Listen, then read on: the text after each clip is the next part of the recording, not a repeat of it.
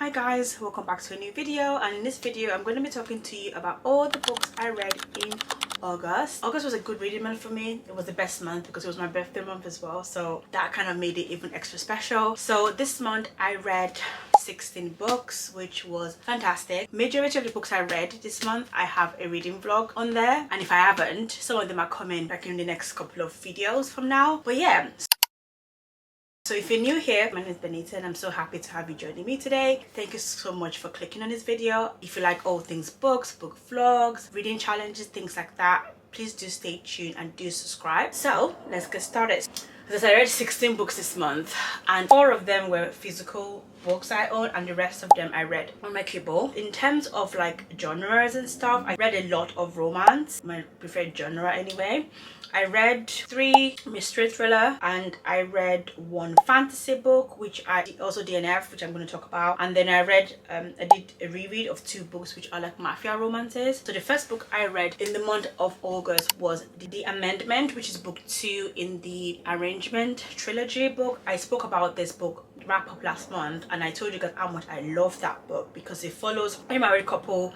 They were trying to spice up their relationship and everything just kind of went off the rails. The second book kind of follow on from where the first book ended, so I really enjoyed that first book in that series. But I think when it got to book 2, it kind of lost its spark in a little bit, because basically we had like 3 or 4 cliffhangers in the first book and then the second book, but like the rest of the book was such a letdown. Like it just took a weird turn that just went like, oh, what happened? Like I had such high expectations for this book. It then started the third book in this series, which is called The Atonement. I think I DNF that book at like about 20%, because again I just thought maybe there'll be a turnaround, but at that point it was just like, what happened? Like it just went off the rails. Bearing in mind the first book I thoroughly enjoyed, and I'm so happy that I read it. Like I'm going for the recommendation I had, but I just feel like after the first book it just went like downhill from there, and there was no like hope for it coming back. That's With Us by Colin Hoover, which is the second book or the sequel to the It Ends With Us book by Colin Hoover. I just wanted to read this book because I wanted a nice closure on the entire story of Atlas and Lily and Ryan and everything like that. I rated this book a 3-star because why I know this book wasn't meant to be published, because it was just like a nice epilogue, I guess, to their story. It was nice to read it, but if you want like my full thoughts about this book, do check out my reading vlog because I went into so much detail in that video. And then the next book I read was Things We Never Got Over by Lucy Score. Again, I have a reading vlog where I read 3 books in this series, so if you want to know more about my thoughts in this, please do check out that reading vlog because I go into so much detail. I have 3 books in this series. This is the first book in the Knock and Mouth series. I think I rated this book a 4-star because I thoroughly enjoyed this book. It was my favorite book in the series. This book follows Not and Naomi. I love this book. It's based on like older couples. The entire series, all the couples are a bit older. They're in their late 30s to early 40s, which is quite great to read. There's a lot of action in this book. Like it's a romance book first, but the action was like a nice subplot because these books are very chunky. Each books are about 500 pages each, and they have like an epilogue and a bonus epilogue as well, so they are quite chunky. But I feel like the action in this book kind of keeps you engaged as well. So I thoroughly did enjoy this book, and I rated this book a 4-star. And then I picked up the second book in that series, which is called Things We Hide From the Light, which follows Nash and Lena, and Nash is Not's younger brother. I really enjoyed reading this book because I feel like each of these books are connected because they're all based in this small town, Knockham Down. So you get to kind of meet like all the secondary, like loads of secondary characters. You get to learn about people in that town, and in each book, each of the characters that you read about kind of show up in every single book. So I feel like this book is like a collection as one. Like it just feels like each book picks up on where the previous book left off, and it's just kind of a nice little sequence. I feel like if you want to pick up this series, you should definitely read it in the order that it was published because it helps you understand how the story goes. I rated this book a 3.75 star. It started up a little bit slow for me because I had such high expectation, because we had a lot of Nash in the first book. I wanted it to kind of start off with a bang, so it started a bit slow, but then it did pick up at the end. And then after that I picked up the last book in this series, which is Things We Left Behind. This one follows Lucien and Salone. Lucien is Nash and Not's best friend, and this one is a second chance romance. I guess the second chance romance slash enemies to lovers kind of vibe. This one wasn't my favorite because Sloan the FMC did annoy me a little bit because the back and forth was kind of a bit childish, especially the fact that these people are in their 40s, like early 40s, late 30s. I was just a lot of back and forth of them like bickering and things like that, which was not necessary. Like the middle of this book, it was kind of really like quite frustrating to read that back and forth, but it did make up in the end because it ended really well and we had a massive epilogue for the entire cast for all 3 books. And you guys know I love epilogues. I just love to know how the characters are faring off after they've kind of been together for a while. This series are spicy. They are very, very spicy. The last book in the series is the spiciest one because I think Lucian and Sloane had like a friends benefit kind of relationship, so there was a lot of sexual scene, but each of those books were spicy. The next 4 books are the books that I read in my previous 24-hour reading challenge. So the next book I read was A Good Girl's Guide to Murder by Ollie Jackson. I narrated this book a 4-star. I did read this book in my 24-hour reading challenge, so if you want to know a little bit more about my thoughts on this book, do check out that reading vlog. This book is a YA mystery thriller. It has now been adapted into a TV series, which I still haven't watched yet, and I think it's just the first book to be adapted to the TV series. So as I think it's like a season 1, I'm assuming the next 2 books would be like the following like seasons as well. This book follows Pip. Pip is basically like a Nancy Drew, Veronica Mars kind of a girl. She final year project, I guess, for I'm thinking 6th form. She decided to investigate a crime, like an unsolved crime that happened in a town 5 years ago. A very popular girl from her high school went missing. Everyone assumed she was dead, and everyone assumed that her boyfriend killed her. She didn't believe that was the case. She felt like the girl's boyfriend, Sal, I think his name was, couldn't have done it because it was just like there wasn't a lot of investigation. Everyone just kind of accepted that, oh, that was what it was.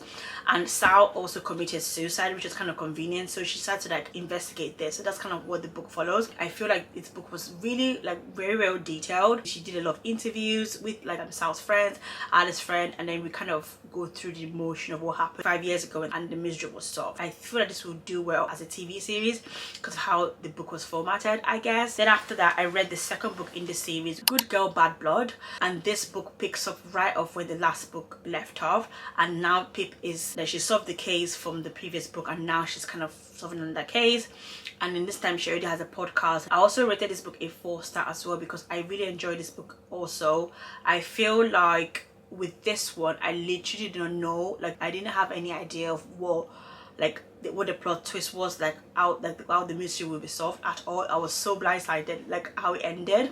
I was like, wow, I didn't see that coming. But I think with the first book I kind of had some like assumption of what was happening. And then the next book I picked up, which I also read in this 24-hour reading challenge, is Part of Your World by Abby Menace, and this is my 5-star read and the best book I read this month, guys. I love this book so much. So this is the first book in the Part of Your World series. I read Just for the Summer, which is the 3rd book in the series, last month, which I thoroughly enjoyed as well. So imagine my surprise that I love this even more. So this book follows, I want to say Justin, but Justin's from the other book. This book follows Daniel and Alexis. He's a second chance, age gap, I think, yeah, age gap romance where Alexis is, I think she's 37 and Daniel's like 26 or 20, I don't know, like it's younger than her anyway. So this book is very interesting because, let me just give you a little bit of a blurb in this book. So Alexis just came out of like a really toxic relationship, and she is just recovering from that, and then she like met Daniel. They had a one-night stand, but Alexis has a lot of pressure from her family because her family like very well-known like medical doctors. They spent their entire life trying to basically do exactly what her parents wanted her to do, and Daniel was kind of her way of like rebelling against that.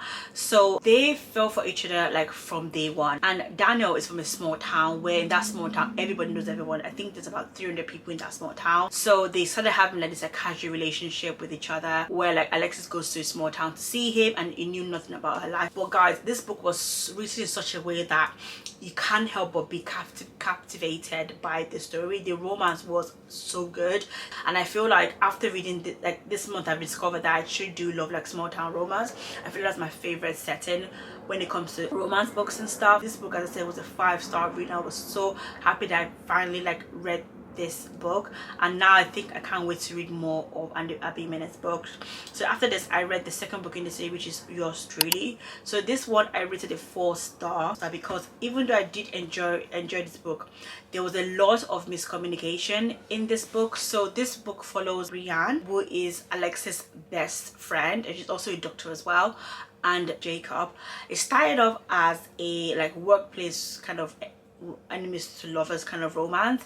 So Brie is up for this massive promotion at work to be like head of general surgery, I think, but Jacob just moved from a different town to start working at the hospital as well. But they decided to kind of pause a promotion because Jacob had the same job in his previous like hospital where he was before he moved to that town, so they wanted to give her a fair chance or something along those lines anyway. So it kind of decided of like they didn't get on from that, just from that whole little issue that was going on, because Jacob didn't know about the situation and they were just like very awkward when it started. And also Jacob suffers from like severe anxiety, so it wasn't really good at making first impressions. And then they just started like writing letters to each other, which was quite cute. That's kind of how they started like talking through letters. Also Brienne's little brother is suffering from like, I think it's on like the I think the kidney transplant, like transplant list, waiting for like a kidney donor. And Jacob found out about this and got tested, it was a match, and then he agreed to donate his kidney for a brother. After that they kind of just became friends. Then there was a little bit of like fake dating as well, because Jacob moved from his previous hospital to this new hospital because his ex-girlfriend is getting married to his brother, and everyone in his family thinks that he's not over it yet, so he decides to kind of use Brie to be like his fake girlfriend, so his family can just know that he's happy now and they can kind of move on with his brother as well. Just kind of how it goes.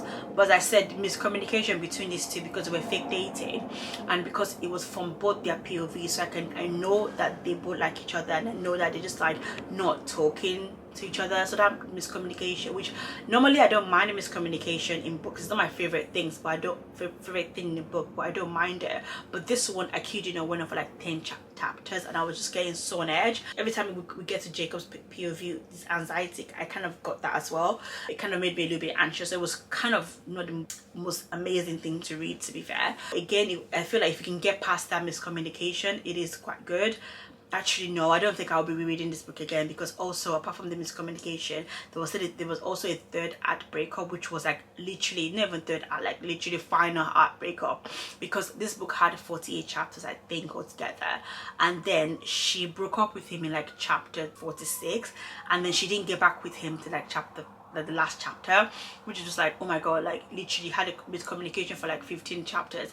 You got together for like 1 or 2 chapters and then you broke up again for the rest of the book. It was just so frustrating. So it wasn't my most enjoyable read, but I think that's just a personal preference. If you don't mind miscommunication and don't mind like reading that kind of books, this should work out fine for you.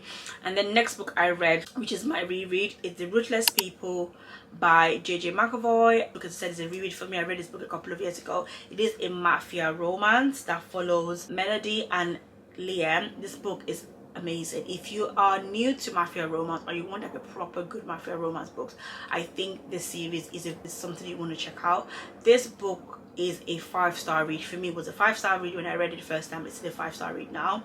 So as I said, this book follows Liam and Melody. Liam is the head, well, is like a second in line for the Irish mafia, and Melody is basically leading the Italian mafia.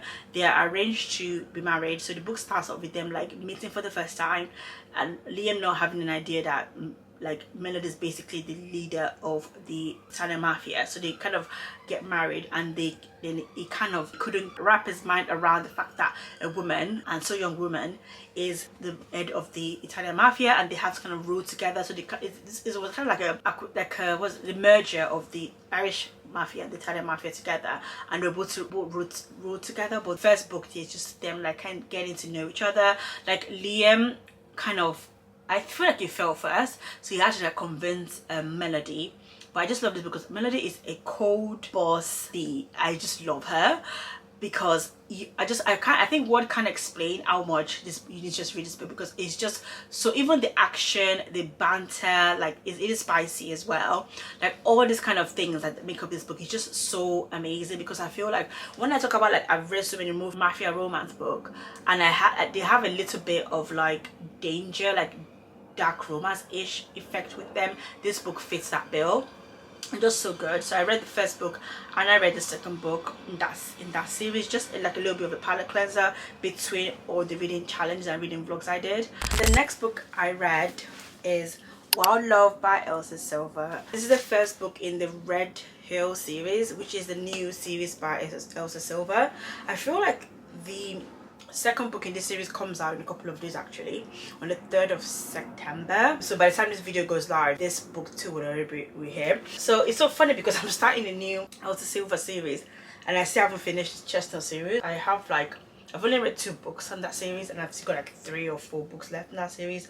Anyway, I read this also in a reading vlog, which is coming soon. After this video, the next video I post will be the reading vlog for this. So I read this book and I rated this book a 3.5 star. So while I enjoyed this book, I found out that it started a little bit slow for me. So this book follows Ford and Rosie. It's a single dad romance. This entire series is a single dad romance series, which I love, guys. That's one of my favorite tropes. So I was just like, oh my god, I love it. And Rosie and Ford are like basically childhood friends. So Ford's best friend is Rosie's older brother. Also is the billionaire romance, this one, because Ford is like a music producer extraordinary, was on Forbes, whatever, and he's just moved back to Rose Hill to like renovate his house and set up like this new music studio, like music studio kind of thing. Yeah, and Rosie is back in Rose Hill, where she's from, because she just lost her job in this spectacular way, and she just wanted like a fresh start. That's how this book started off. I said before, I think it started off a bit slow for me because I don't know why,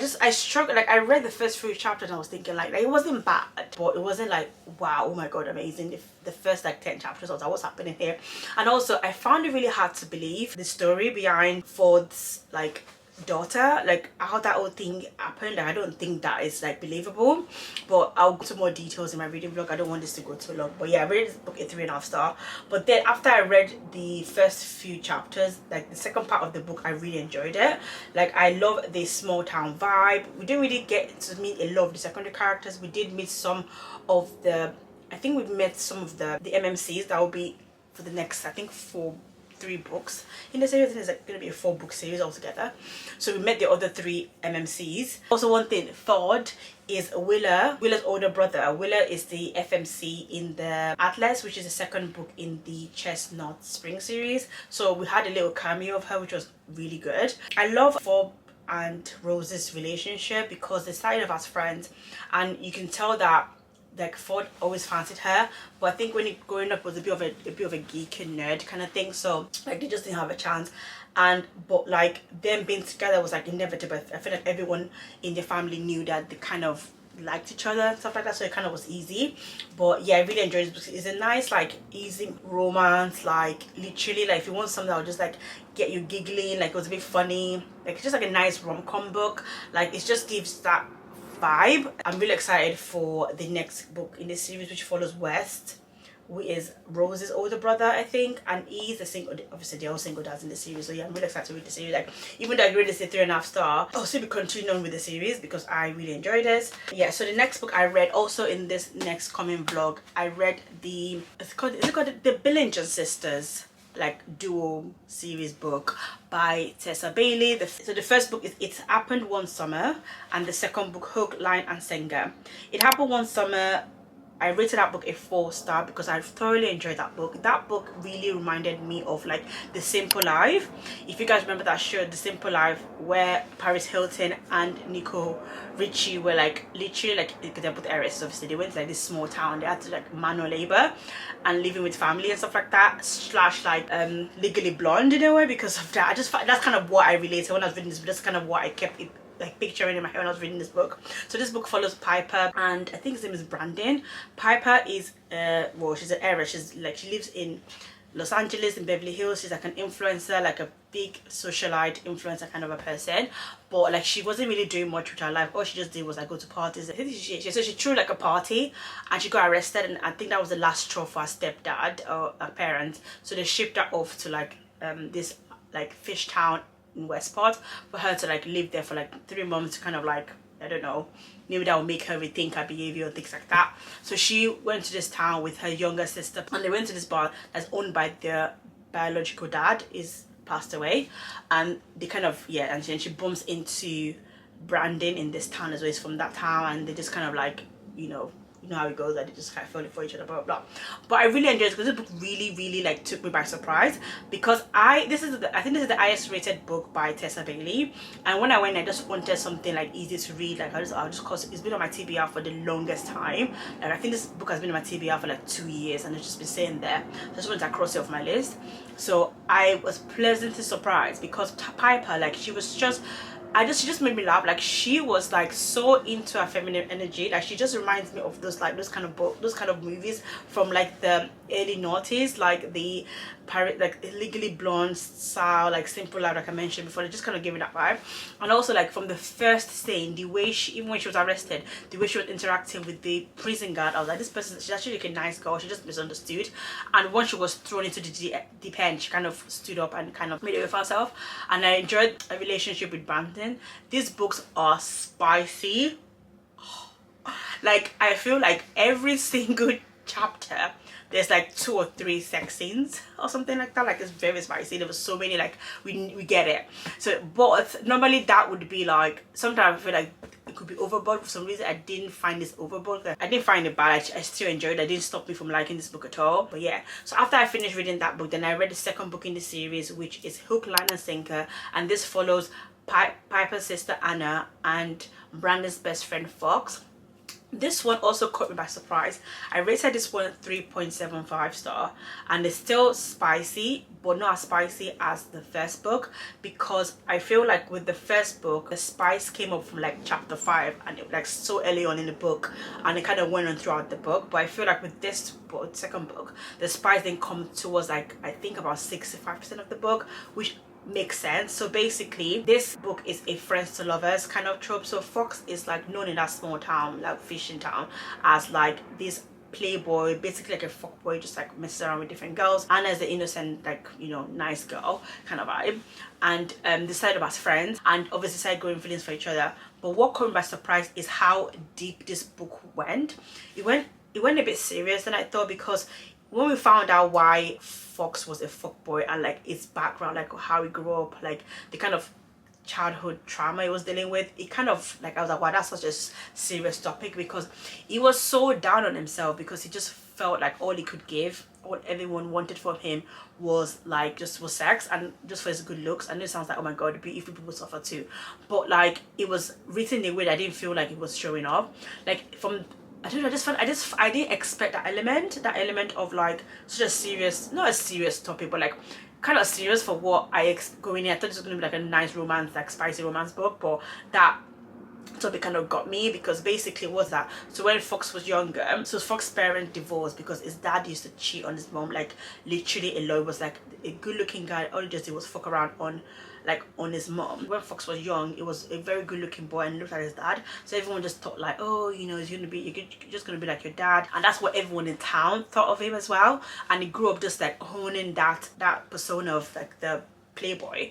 Like it affected him more than it like he let on and stuff. So hanging out with Anna, it was quite nice that even though like she had to not prove, but she had to like show him that she liked him for him, and like it wasn't like for sex or for his good looks and stuff, which is why the spice didn't come to like the very end, because I feel like there was a time I was trying to like use sex kind of like just like, I don't know, block her in a way. This book caught me by surprise, but I really enjoyed it. I then read the 4th book in the King of Sin series, King of Sloth by Anna Wong. I rated this a 4 star because I really enjoyed this, which is weird. I wasn't sure if I wanted to read this book, because if you guys know, I read the first 3 books in the series and I liked the first and the 3rd book, but the 2nd book, The King of Pride, wasn't really my favorite book.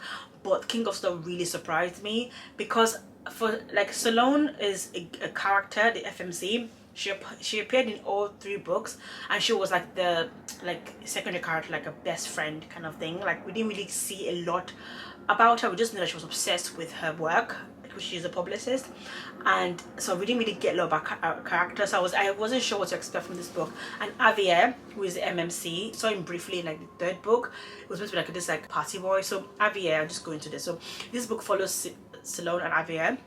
Salone has a boutique PR firm which is really successful, and Javier is his family, his dad is one of Salone's like top client, and she's basically like babysitting. All Javier does is just like, it's basically a trust fund baby. He just goes around partying, spending that money. And if Javier started having feelings for her, she started having feelings for him, but she would never cross the line because she's very all about her work. She's like a career kind of girl. So they decided to kind of experiment and date for 2 months and then see how things go, and just to explore the feelings for each other. So I really enjoyed this book because, first of all, I love the relationship between Javier and Stella. I feel like it was very realistic. In the 10th, it was very realistic. It was quite, I found it believable. Javier really felt for her, and he had to prove to her like to give him a chance, and he did.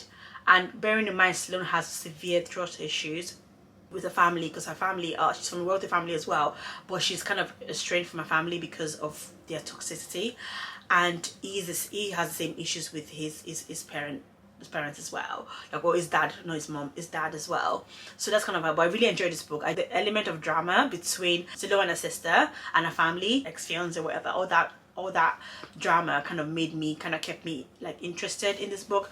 And even seeing like the other characters, so we saw like a few characters from the other book. We saw a lot of Kai and I can't remember her name, the leads from the 2nd book, and I just didn't feel, I felt nothing for them. I just remember I just don't like them as a character. I did felt nothing. And then we got a little glimpse of some of all the other characters from the previous book. I'm really looking forward to the next book. There's like a few, because it's about this book. I think it's going to be 7, because there's seven deadly sins, and this. So I think there will be 7 books. We've had 4 books, so 3 more books. But there is this dark shadow that was introduced in the 3rd book, who is like Dominic's MMC from the 3rd book is like foster brother. Is part of this like society, and this society is targeting like really wealthy people in this series. So it's targeted them in the 3rd book, and it's targeted Javier in this book as well. So I think we're going to see a lot more of that, and hopefully we get a little bit more into that secret society soon enough. Maybe in the next book. The next book, I'm really excited for the next book because it follows, what's his name? I can't remember his name. And he's like a broody, grumpy man, and I just love reading books about guys like that. FMC in the next book, she's already in an arranged marriage that she doesn't want to be in, like a forced marriage kind of thing. Yeah, just kind of want to see how that's gonna work out, and how that's gonna like play out and stuff. So yeah, and so I read this book at 4-star. So yeah, so the next book I read is the book I DNF'd. So it's When the Moon Arched by Sarah A. Parker. So I recently joined Emmy here on YouTube, her book club. She basically just started a book club, I think last month actually, and this is the book that was picked for that book club. It is a fantasy book. I DNF'd this book. So this book is like, it's a really chunky book. It's about 800 pages. So I read 50% of this book and I had to DNF it. Because so when it started off great. It started off with the word building a little bit. I was a little bit confused about the word building, but I kept going, and I was obviously checking in with the group, with the book club, commenting as well. And then we got to like the middle of like I think about like 20% of the book. Then the plot changed a little bit into something, and then we were like, okay, like maybe this is gonna be like, okay, I think I was following it, and then it changed. By 30% into the book, it changed into a different plot. I was like, okay, all right. And then it changed again, and I was, at that point I didn't know where the book was going. It was just a complete mess. So this book, I can't even remember what the characters' names, I can't pronounce the names, so I probably can't remember.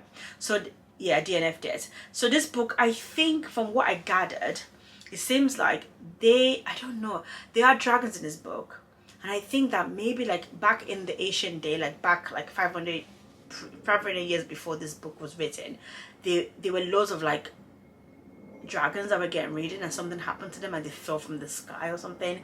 But like then there's like 3 brothers, and each of them are like kings for like different part of this world.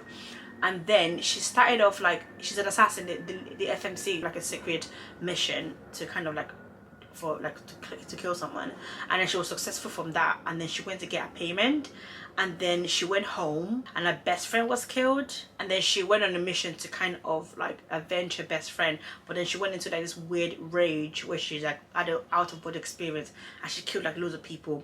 Then she was arrested, and then in a trial she was kidnapped by a king's dragon, and then there was like a plot that this king saved her from dying, and then it took her to, they went on this quest together to go to, I think he was taking her to his kingdom, I think. And then when they got to the kingdom, I was like, okay, maybe that's because this is going to be like a romantic book, so I was like, oh, they're going to like, you know, start, because the guy gave me like Khal Drogo kind of vibe. Quite a lot of people in the book club said the same thing. And then she then ran off, she escaped from him, and then she ended up in another land.